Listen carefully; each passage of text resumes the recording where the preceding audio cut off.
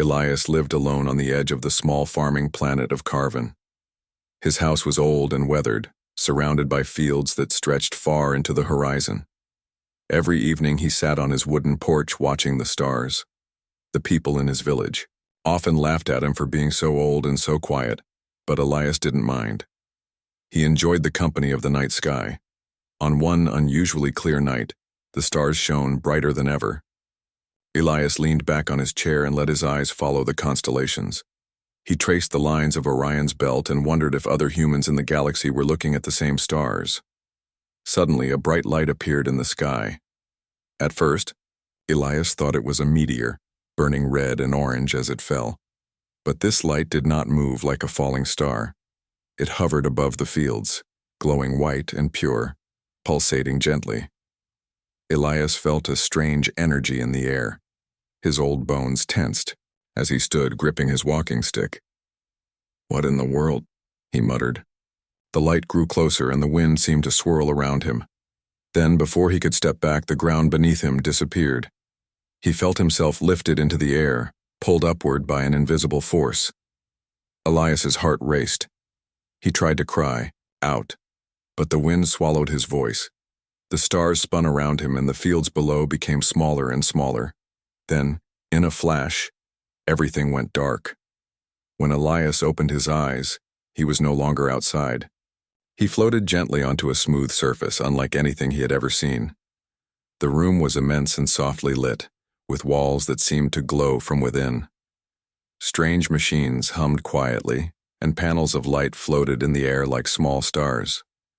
The air was cool but not cold. It smelled faintly sweet. Elias looked around in wonder, and then he saw them. Tall, shimmering beings moved gracefully across the room. Their skin seemed almost liquid, reflecting colors that Elias could not name. Their eyes were large and filled with light, but there was no anger in them. Instead, there was curiosity. One of the beings stepped forward. Elias's voice trembled, but he spoke anyway. "Hunters?" he asked. The aliens paused as if surprised. One of them tilted its head, and Elias noticed a faint ripple across its skin, like a thought passing through water. Then, a voice, not spoken with lips but felt inside his mind, answered. "No. We are observers," the being said. Elias frowned. "Observers?" he repeated, still holding his walking stick like a shield. "Not hunters? Not dangerous?" The alien's thoughts entered his mind again. "We mean no harm. We study. We learn. You are invited." Elias shook his head slowly. This was impossible. "Invited? You take people from their homes and call it an invitation?" Another ripple, another thought. "You asked if we were hunters first. That shows caution and intelligence." Elias's fear began to ease slightly. His curiosity, stronger than his worry, took over. "Then, why me?" he asked aloud. The aliens seemed to share a silent conversation. Finally, one replied, "We choose those who can teach us about resilience, about the spirit of your kind." Elias's mind raced. Resilience. Spirit. Him. He was just an old man with gray hair and a tired body. Yet somehow these beings believed he could teach them something. Slowly, Elias stepped forward. His walking stick clicked against the smooth floor. The aliens watched, not threatening, but expectant. Then a voice, again in his mind, invited him to explore the ship. Hesitant, Elias followed. The ship was vast, almost endless. Corridors curved in impossible ways, and the walls shimmered with colors that shifted like living rainbows. Panels. A floating light displayed images from faraway worlds, mountains taller than any on Carven, oceans that glowed like liquid fire, forests with trees that reached the clouds. Elias walked through them all, marveling at what he saw. Finally, they brought him to a chamber filled with holographic images. One image showed Earth, his home planet. Another showed humans in cities and villages, working, laughing, fighting, creating. The aliens projected centuries of human history before his eyes in moments. Elias could feel the pain, the triumph, the beauty of it all. "You learn quickly," one of the aliens said in thought. "Your kind survives against great odds. We are fascinated." Elias felt a strange pride. Even in his old age, humans were remarkable. He nodded slowly. "Yes, we survive. We fight. And we dream." The aliens shimmered in acknowledgement. Then they led him to a small room. It had soft seats and a view of the vastness outside, the black space dotted with stars, galaxies, and distant suns. Elias sat, still overwhelmed by everything he had seen. One of the aliens, smaller than the others, approached. It projected an image of a young human child playing in a field. Elias smiled softly. "Reminds me of my grandson," he said. The alien seemed to sense the warmth in his words. For hours, Elias and the aliens exchanged thoughts. He told stories of Earth, of farms and festivals, of the ocean and the mountains. The aliens listened, recording, learning, absorbing. And in return, they showed him visions of their travels, the wonders they had seen, and the peaceful lives of other species they had met. Elias's fear faded completely. He realized he had not been taken by hunters, but by beings curious about life, about humans, about him. And yet, a small worry lingered. He remembered the word hunters in his own question. Were there really dangerous ones out there? He did not ask yet. For now, he let himself marvel at the impossible beauty around him. As night passed, or perhaps it was day, though he could not tell in this endless light, Elias felt something awaken inside him. It was not fear, but excitement and determination. He might be old, his body might be weak, but his mind was sharp, his spirit unbroken. And he realized something. He was no longer just a man from a quiet farming planet. He was a guest aboard, a ship that could take him anywhere, show him anything. The part ended with Elias standing at the edge of the observation deck, staring at the stars. He whispered to himself, "So this is the universe, and I am part of it." But deep inside, a question remained, one that would not leave him. Hunters. Are they really out there? The ship hummed softly around him, alive and curious, as if waiting for him to find the answer. And Elias, the old man who had once thought his life was small, felt the thrill of the unknown pulse through him like never before. The morning, or what Elias assumed to be morning, was quiet aboard the alien ship. Light shifted gently through the walls, bathing the corridors in soft, moving colors. Elias woke in a small room furnished simply, just a bed-like platform and a few glowing panels. The floor beneath him hummed lightly, and the air smelled faintly sweet, like flowers he could not name. When he stepped out into the corridor, he was met by Lyra, the young alien researcher who had shown him kindness the night before. Lyra's shimmering form rippled softly, her large eyes full of gentle curiosity. "Good morning, Elias," she projected in his mind. "Are you ready to learn today?" Elias blinked. "Learn? I think I can manage, though I am not young like you." Lyra seemed to ripple with amusement. "Age is not weakness, it is experience. We value what you know." Elias felt a spark of pride. Experience. He had lived many years, faced hardships, lost friends, and survived more than his body should have allowed. Perhaps now that experience mattered more than ever. Lyra led him to a chamber larger than any hall he had ever seen on Carven. In its center floated a holographic sphere, spinning slowly, showing countless stars, planets, and galaxies. Surrounding it were smaller projections, each depicting life forms, cities, and landscapes from many worlds. "This," Lyra explained, "is how we study civilizations. We observe, we learn, we do not interfere, except when necessary." Elias walked carefully among the projections. He marveled at each one, the towering trees of distant forests, oceans that glowed in multiple colors, cities built on clouds. You watch all this, all these worlds?" Lyra's thought came to him like music. Yes, we have seen thousands of planets, millions of lives. Yet your kind, humans, they surprise us more than others. Elias tilted his head. Surprise? How? We are weak compared to your technology. The alien's form shimmered. Humans survive. Humans create. Humans dream, even when the odds are against them. That is what fascinates us. For the first time, Elias understood why the aliens had taken him, not for hunting, not for food, but to teach them something they could not learn from their machines, something real, something human. Over the next hours, or perhaps days, for time felt strange aboard the ship, Elias shared stories of Earth. He spoke of simple things, planting seeds in spring, the laughter of children running through rain, the quiet of night under familiar stars. He told of human history, of great civilizations rising and falling, of inventions and discoveries. The aliens absorbed every detail, asking questions that were not spoken aloud, but projected directly into his mind. Elias realized that they were not just curious, they were eager to understand the human spirit, its resilience and creativity. You teach quickly, Lyra said one day, her voice soft in thought.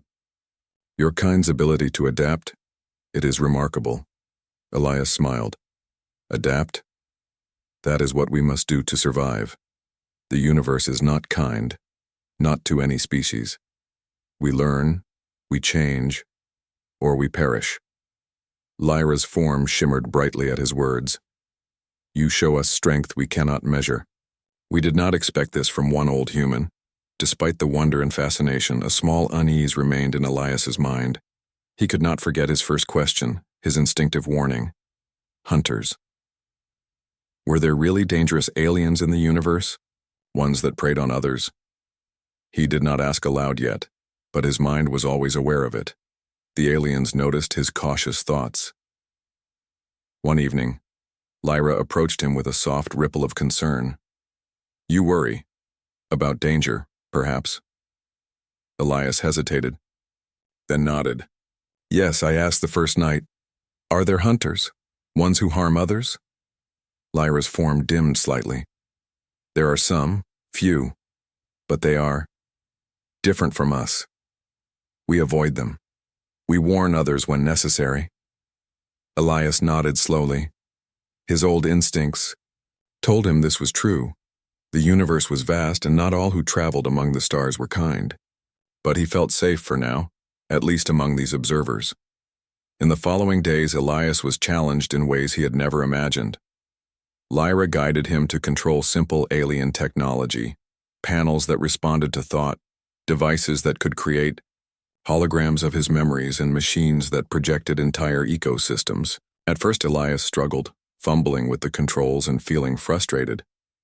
But each time he succeeded, the aliens responded with gentle approval, encouraging him to push further. You are persistent, Lyra said one day. That is rare. Persistence, it is what keeps your kind alive. Elias smiled faintly. Or stubborn, he replied. Sometimes humans survive because we refuse to give up, even when the odds are hopeless. As the days turned into what felt like weeks, Elias began to understand more than just alien technology. He began to see the universe differently. He realized that life, no matter how small or large, human or alien, was precious. The aliens had spent centuries observing, recording, and learning, and yet they could not fully understand one thing: the human heart. Its courage, its hope, and its will to endure. One day, while exploring a new section of the ship, Elias came across a small observation window. Outside stretched the vastness of space. Stars scattered across darkness, nebulae glowing in soft colors, planets spinning silently. Elias's breath caught. So, this is all real, he whispered. Not just stories or dreams. Lyra appeared beside him, her form shimmering gently. Yes, it is real. And you see it differently than any of us could. Elias turned to her. I think I understand something. You study to know life, but you cannot feel it fully. That part, the heart, the spirit that is unique to humans. The alien seemed to shimmer brighter, almost as if smiling. You are wise beyond what we expected. You show us hope. But the peace of learning did not last. While Elias was teaching the aliens about human history and resilience, he noticed strange patterns in the ship's sensors. Unfamiliar ships, moving, fast, appearing only briefly before disappearing. He mentioned it cautiously to Lyra. There are others, he projected in thought. Ships passing near us. I do not know what they want, but they feel different, dangerous. Lyra's form dimmed slightly. We have sensed them too. Few, distant. They are hunters, as you called them, but not yet here. Elias's heart tightened. He had been right to ask that first night. His instincts, honed over decades of survival on Earth, were correct. Even here among the peaceful observers, danger existed. Yet, he did not feel helpless. Instead, he felt determination. The universe might be dangerous, but humans had a way of facing danger that other species could not understand. He began to teach the aliens something new, not about technology, but about strategy, caution, and resourcefulness.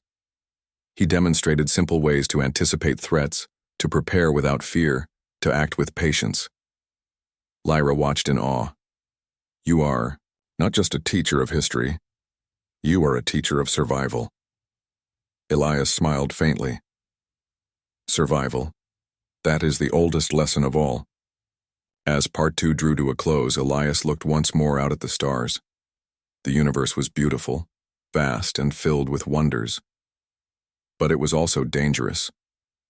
Hunters might exist waiting somewhere in the dark. And yet he felt ready.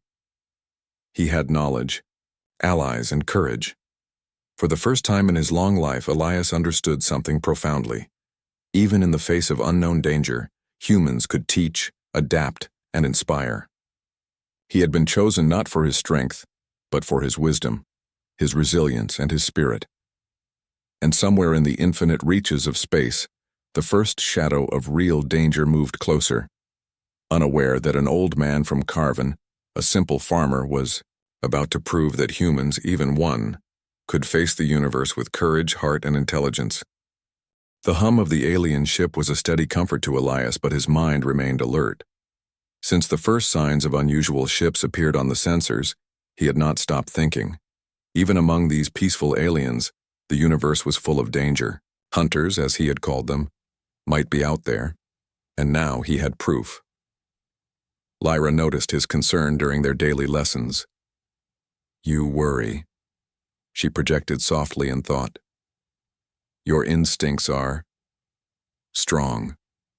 You sense what we cannot yet see. Elias nodded. I do. I have seen it before long ago on Earth. When danger approaches, it often comes silently. We must be ready. Lyra's form shimmered with curiosity. You teach us about survival. You teach us strategy. Perhaps you are more than we thought. Over. The next days, Elias studied the sensors with the aliens. He learned to read their strange language of light and sound, noticing patterns that others overlooked. The fleeting glimpses of the distant ships were enough for him to see one truth. They were not observers. They were hunters, moving quickly and carefully, hiding their approach. Elias called a meeting with the ship's council, a group of senior aliens responsible for the vessel's safety. He projected his thoughts, careful but firm. These ships, he began, they do not come to learn. They hunt. They seek other species for purposes we cannot fully understand. But they are dangerous. I have survived many dangers on Earth, and I can help you prepare. The council shimmered in surprise. They had studied countless species, yet they had never faced this level of cunning. They listened carefully as Elias outlined a plan. First, he projected, we must observe without being seen. Use your sensors to track them, but do not alert them to our presence. Second, understand their behavior. They will make mistakes. Every hunter does. Third, be ready to defend yourselves if necessary. But do not strike first. Humans survive because we choose our battles wisely. Lyra's form pulsed in admiration. Your logic is clear. Your experience is valuable. The aliens set to work immediately. They enhanced the ship's sensors, projected false readings to confuse any nearby watchers, and prepared defensive measures.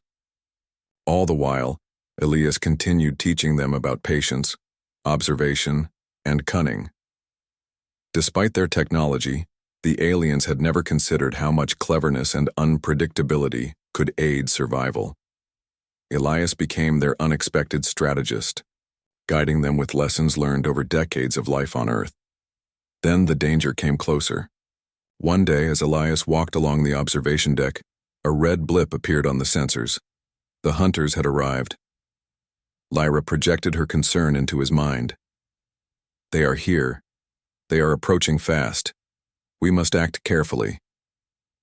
Elias's heart raced, but he remained calm. Good, he projected back. Now we see them clearly. Watch their patterns, learn their weaknesses, and remember, do not panic. The hunters' ships appeared in the viewport, sleek and dark, moving with deadly precision. Elias studied them carefully. They are organized, he projected to the council, but not invincible. Every species has patterns. Every hunter makes mistakes. We just need to find them. The council agreed, though some shimmered nervously. They had faced dangers before, but never like this. A human, an old man, was now guiding them, and his experience was proving invaluable. Elias spent the next hours mapping the hunter's approach. He noticed something humans had always relied upon: overconfidence. The hunters assumed no one would challenge them. That assumption would be their weakness. He shared his observations with Lyra. They think because they are strong and fast, we cannot resist. That is a mistake. Strength alone does not win. Patience, planning, and cunning do. Lyra shimmered, thoughtfully. Your wisdom is remarkable. You see what we cannot. As the hunters drew closer, Elias suggested a bold strategy. We will not confront them directly. Instead, we use their overconfidence against them. They will chase shadows while we prepare to defend the ship, and when they are weakest, we strike. The council hesitated. Their instincts were to avoid conflict entirely, but Elias projected quietly. Sometimes, survival requires risk. Sometimes, strategy is courage. Finally, the council agreed. They enhanced the ship's camouflage, prepared decoys, and readied defensive systems. Elias guided them step by step, teaching them to anticipate the hunters' moves, to react without panic, and to use their strengths wisely. Hours passed slowly, the tension building with every passing moment. Elias paced along the observation deck, his old hands gripping the railing. He could feel the hunters closing in, their movements precise, calculated, and yet he did not fear them. His mind was sharp, his spirit steady. He had faced countless dangers in his life, and now he would face another. Finally, the hunters made their first move. One of their ships darted toward the alien vessel, seeking to probe its defenses. Elias projected calmly to the council. Do not respond yet, wait. Let them think they have the advantage. The hunter ship slowed, scanning the alien vessel, unaware of the trap set by Elias and his new allies. Then, as he predicted, it made a mistake, an overreach that exposed it to the ship's defenses. The aliens reacted, but carefully, using energy nets to immobilize the ship rather than destroy it. Elias watched closely. Good, he projected. They will learn slowly. Observe their patterns. Wait for the next mistake. For hours, the battle of wits continued. The hunters probed and tested, while Elias guided the aliens in careful countermeasures. Every misstep by the hunters was noted, every pattern studied. Slowly, the hunters began to realize they were not facing an ordinary target. They were being challenged. Elias felt a thrill he had not known in years. This was not just survival. It was strategy, intellect, and courage combined. Humans survived through intelligence as much as strength, and he was proving it to beings who had never considered such things before. As night, or what felt like night, fell on the ship, one of the hunters made a critical error. Elias had anticipated it, warning the council through projection. The hunter ship became trapped in a web of energy nets, unable to move, its systems overloaded by careful manipulation of the ship's environment. Lyra shimmered brightly. "You have done this. We could not have managed without you." Elias smiled faintly. "No, we did this together. Remember, strength is nothing without wisdom." The other hunters, seeing one of their fleet captured and unable to proceed, began to retreat. Elias's strategy had worked. He had turned fear into control, panic into preparation, and weakness into advantage. The Council of Aliens projected their admiration. "You have shown us courage beyond what we expected. You have taught us lessons we could not have learned otherwise." Elias felt a quiet pride. His body was old, yes, and tired, but his mind and heart were alive. He had survived countless dangers on Earth, and now he had helped a new species survive against a threat they had never faced before. Yet even as the hunters retreated, Elias knew this was only the beginning. The universe was vast, and danger was always near. But he also knew something else. Humans could adapt, humans could teach, and humans could inspire courage in others. Even an old man could change the outcome of a battle, simply by thinking, planning, and refusing to give up. As Part 3 came to a close, Elias looked out at the stars again. The hunters were gone, for now, but the threat remained in the back of his mind. He had proven something important. Humans, no matter how small or old, could face the universe with courage and intelligence. And somewhere, in the endless darkness, other dangers might be watching, waiting for the next move. But Elias was ready. He had allies, knowledge, and a spirit that refused to surrender. He would face whatever came next, just as he always had. And in that moment he understood something deeply. Even in the vast, mysterious universe, a single human could make a difference. The alien ship hummed with quiet energy as Elias moved through its corridors. Outside, the stars shimmered, but his eyes were focused on the approaching danger. The hunters were returning. This time they were not probing, they were coming to attack. Elias met with the council and Lyra in the central chamber. The alien leaders shimmered with concern, but Elias remained calm. "Listen carefully," he projected. "We know their patterns now. They are confident but predictable. If we act together, we can turn their strength into weakness."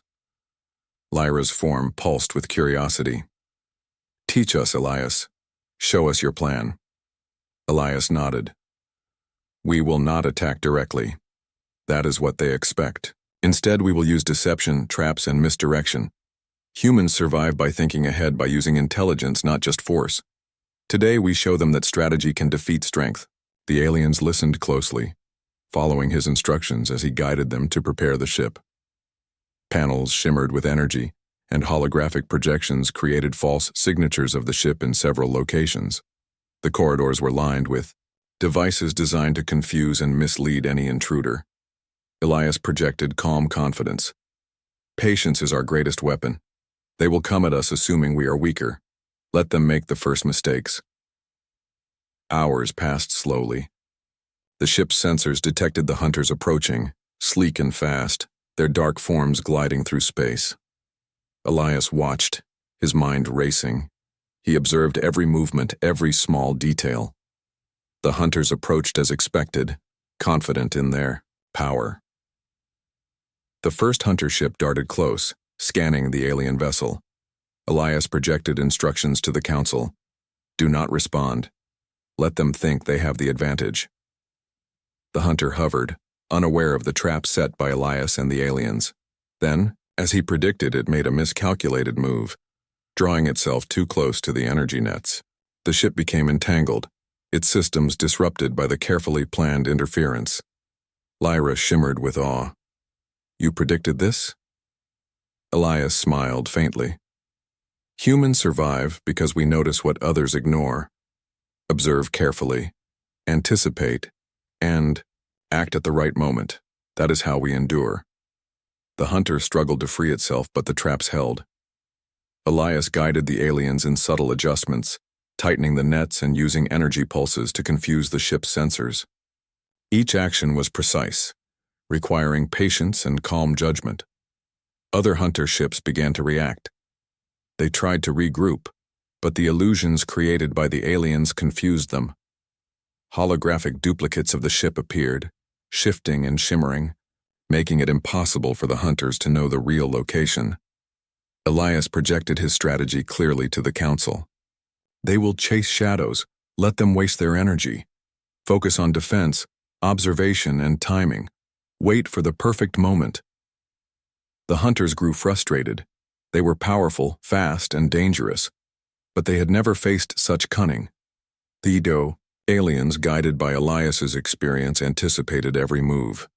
When one hunter attempted a direct attack, it found itself drawn into a trap, immobilized by energy restraints.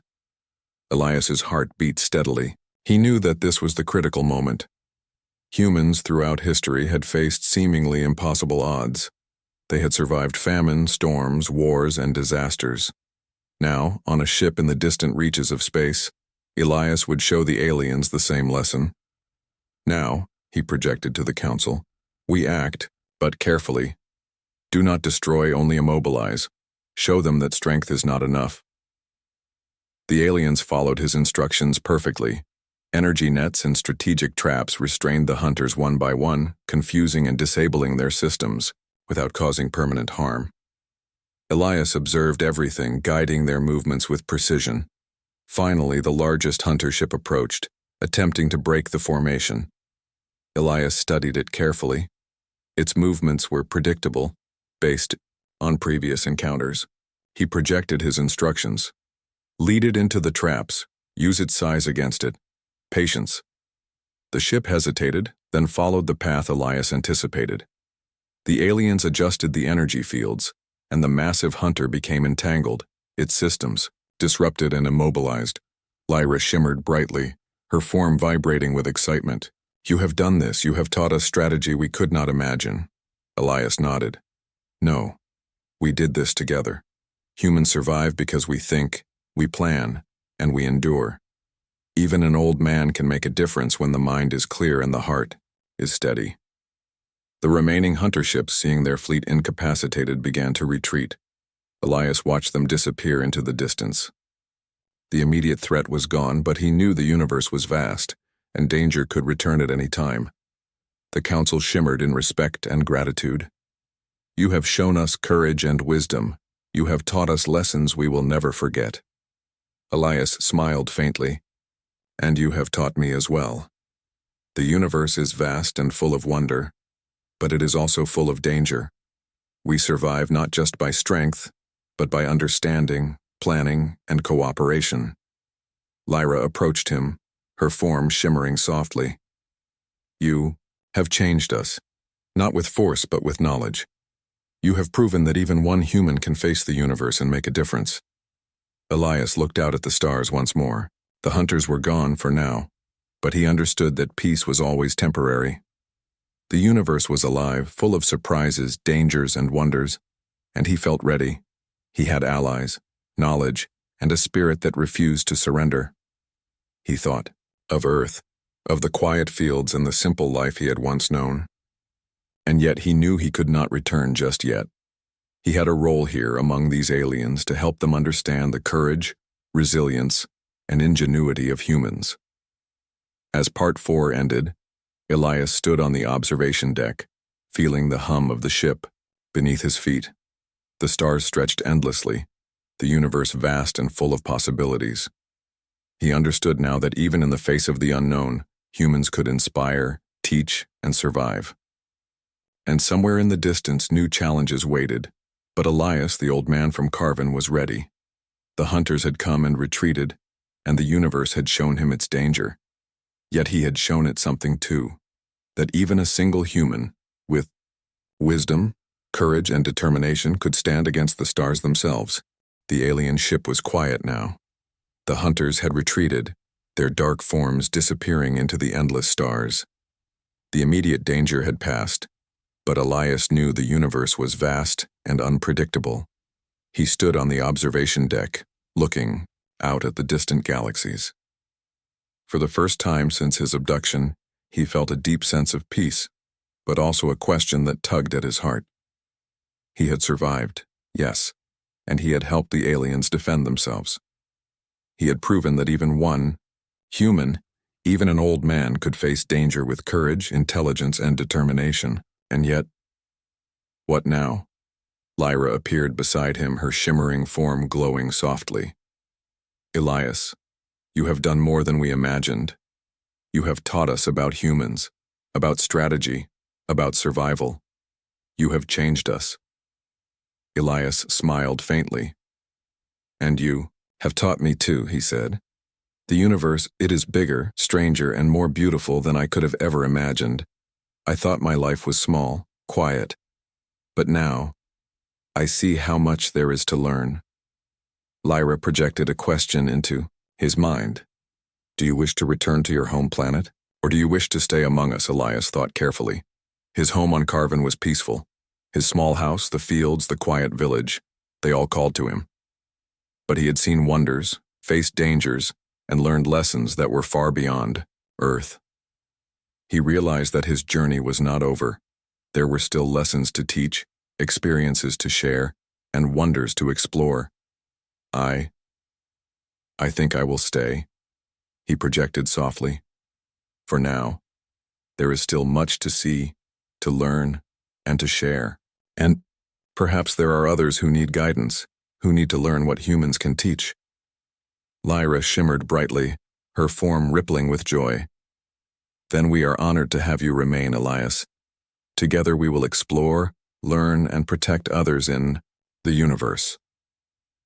The following days were filled with learning and teaching. Elias continued to guide the aliens in strategy, observation, and understanding. He shared more stories of Earth, of human history, of hope, courage, and resilience. And the aliens in turn shared visions of distant worlds, peaceful civilizations, and the vast beauty of the universe. Elias began to realize something profound. Humans had always survived by facing challenges, by adapting, and by inspiring one another. But humans also had something else, something these peaceful aliens could not fully understand: the human spirit. It was the courage to act despite fear, the determination to continue despite hardship, and the hope that even the smallest actions could change the course of events. One evening, Elias and Lyra stood together on the observation deck. A distant star shimmered brightly, sending streams of light across the black expanse. Elias projected his thoughts. I used to think my life was quiet and small, but now, I see that even one life, one mind, can have an impact far beyond itself. Lyra shimmered softly. You have taught us that, and we will remember it always. Suddenly, the ship's sensors detected movement in the distance. Elias's first instinct was caution. Hunters? But as the ship's systems clarified the readings, he saw something different. A small fleet of peaceful explorers traveling through space, unaware of the hunters that once threatened the aliens. Elias projected his thoughts to Lyra and the Council. These shipmen, they need guidance. They do not know the dangers ahead. We can help them. We can teach them to survive, to adapt, and to protect themselves. The aliens agreed. They began preparing messages and guidance for the travelers, using what Elias had taught them. The lessons of patience, strategy, observation, and courage were now being shared beyond the immediate ship. Elias realized that this was his new purpose: to act as a bridge between civilizations, to share human wisdom with other species, and to explore the mysteries of the universe. As the days passed, Elias felt a sense of fulfillment he had never known. He was no longer just an old man from a quiet planet. He was a teacher, a guide, and a protector. His life had gained meaning far beyond anything he could have imagined. One day, as he stood looking at the stars, Elias thought of his home on Carven. He wondered about the fields, the quiet nights, and the simple life he had left behind. A small pang of longing touched him, but he also knew that he could return at any time. For now, he was needed here, and perhaps one day, he would return to Earth with stories of the stars and lessons of the universe. Lyra approached him once more. "Elias, do you ever fear the future?" Elias shook his head. "Fear is natural," he projected, "but courage is stronger. Humans face the unknown every day, and I have learned, the universe may be vast, but no challenge is too great when you have knowledge, allies, and determination." Lyra shimmered brightly. "Then you are ready, and we are honored to walk this path with you." As the alien ship moved silently through the stars, Elias felt a deep sense of wonder. The universe stretched endlessly before him, full of mysteries, dangers, and beauty. He had faced fear, taught lessons, and inspired courage. He had seen the face of danger and turned it into opportunity. And he had learned that even one human could change the outcome of events, could inspire others, and could explore the unknown with hope and heart. Elias thought of the hunters, now far away. He knew they might return one day, but he was no longer afraid. He had taught the aliens to anticipate threats, to act wisely, and to survive. And he had taught himself something even more important, that courage, intelligence, and the human spirit could shine even in the darkest reaches of space. The stars stretched endlessly before him, each one a reminder of the vastness of the universe. But Elias, the old man who had once lived a quiet life on a simple farm, felt alive in a way he never had before. He had discovered that life, no matter how small it seemed, could touch the universe, and that even in old age, humans could inspire, teach, and endure. The alien ship hummed softly around him, alive with energy and curiosity. Elias projected one final thought to Lyra. "Let us continue.